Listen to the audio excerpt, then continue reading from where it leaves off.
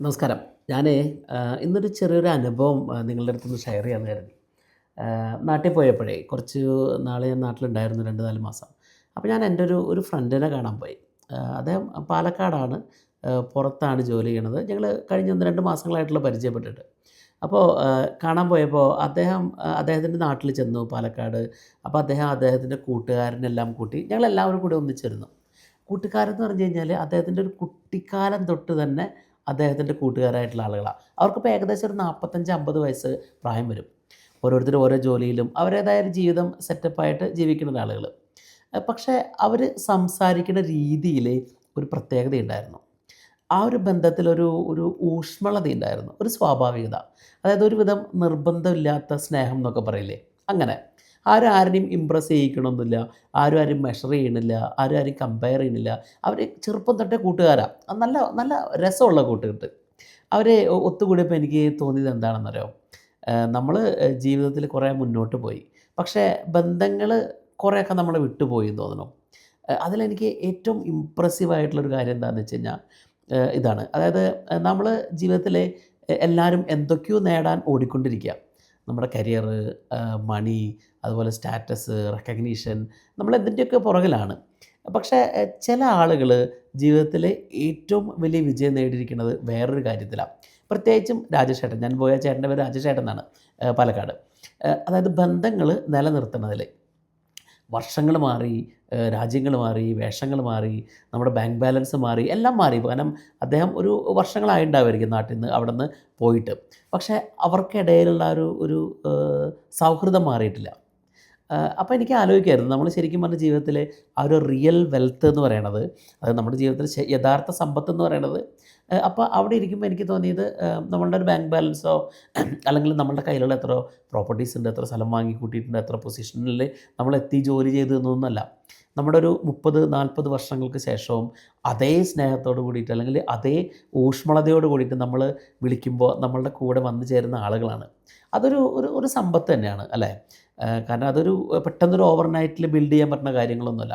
അതിന് ഒരു കൺസിസ്റ്റൻസി വേണം. നമ്മൾ സ്ഥിരമായിട്ട് അവരെ കോൺടാക്റ്റ് ചെയ്യുന്നുണ്ടാവാം, അവരുടെ മീറ്റ് ചെയ്യുന്നുണ്ടാവാം, അല്ലെങ്കിൽ അവരെ എല്ലാം ഓക്കെ ആണോ എന്ന് ചെക്ക് ഇൻ ചെയ്യുന്നുണ്ടാവാം.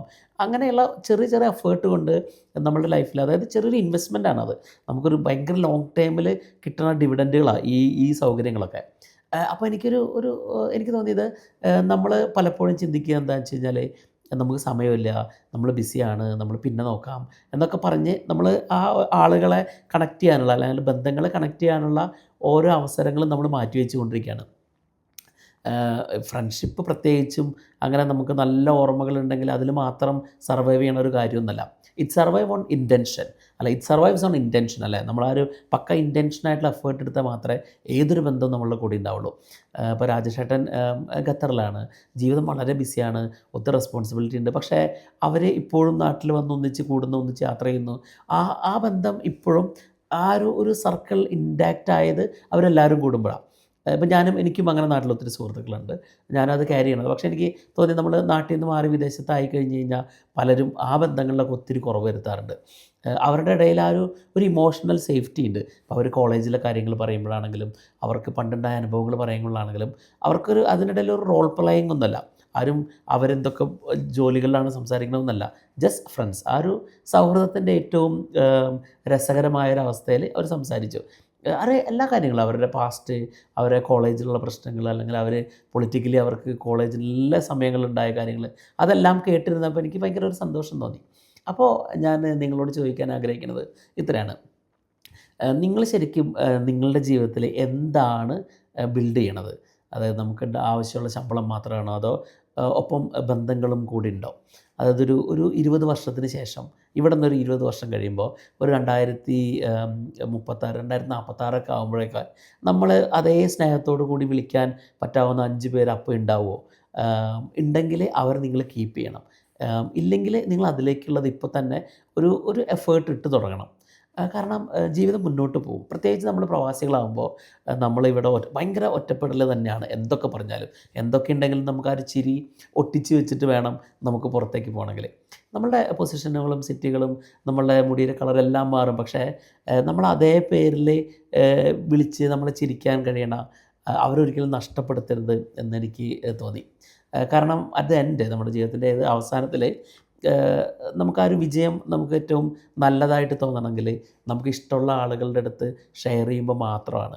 അല്ലാണ്ട് അല്ലാതെ നമുക്കുണ്ടാവണ നേട്ടങ്ങളിലൊന്നും പ്രത്യേകിച്ച് വലിയ അച്ചീവ്മെൻറ്റ്സ് ആയിട്ട് നമുക്ക് ഫീൽ ചെയ്യില്ല. അങ്ങനെയാണ് പല പുസ്തകങ്ങളിലും ഞാൻ വായിച്ചിട്ടുള്ള എൻ്റെ അനുഭവങ്ങളിൽ എനിക്ക് മനസ്സിലായിട്ടുള്ളത്. കാരണം the real richness is not in what we own, അതായത് it's in who still sits besides us after all these years. നമ്മൾ ജീവിതത്തിൻ്റെ ഏതൊക്കെ അവസരങ്ങൾ കഴിഞ്ഞാലും നമ്മളുടെ കൂടെ ഇരിക്കുന്ന ആളുകളുടെ അടുത്താണ് നമ്മളുടെ യഥാർത്ഥ വിജയം എന്ന് പറയുന്നത് എന്നെനിക്ക് തോന്നി. അപ്പോൾ ഇതൊന്ന് ഞാൻ ഷെയർ ചെയ്യാമെന്ന് കരുതി. Thank you.